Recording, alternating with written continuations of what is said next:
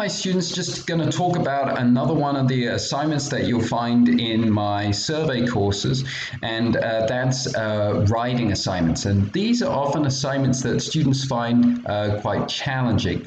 So I'm just going to talk a little bit about some of the reasoning behind these assignments. These assignments are designed to help you. They're designed to provide a framework to help you prepare to write the term papers that you will need to complete in order to pass this course.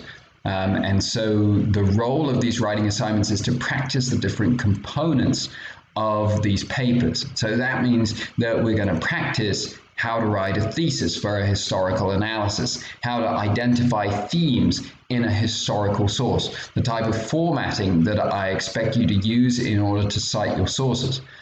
So basically what these assignments are doing is compartmentalizing the different parts of writing a history paper. And so that means that they're not just worksheets. Every now and then they will be, but they require significant critical thought. And so I encourage you to take a good amount of time on them. Some of them require, I would say, 45 minutes to an hour of serious thought. Some of them require serious in-depth reading. Please talk to me if you don't understand either an assignment or the grade that you received on an assignment.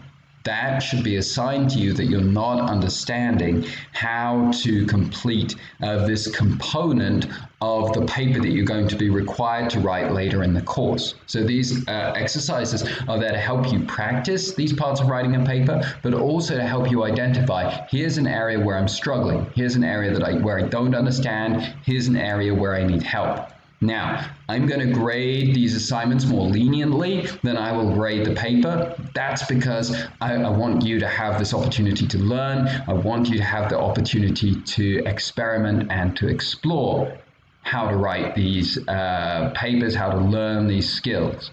But that means that if you see on one of these assignments that you got a 7, for example, on a paper that would probably be more like a 5. And so that should be a warning to you. If you're getting less than an 8 on these assignments, that should be a sign that you're missing something here. And so the onus is on you as a college student to recognize that there's an issue here and to come and talk to me about it. Otherwise, perhaps you're getting 8s, 9s, and some 10s. Those are really good signs that you're doing well in preparing and practicing the different parts of writing a history paper. You're probably in good shape to write a good paper. But I would encourage you to think about why you're getting these good grades and how you can use these good grades, how you can use the process that you're developing, the skills that you've practiced in the bigger paper that's required later in the semester. So this is a less practical help video, but I hope it still gives you a sense of why I assign these writing exercises.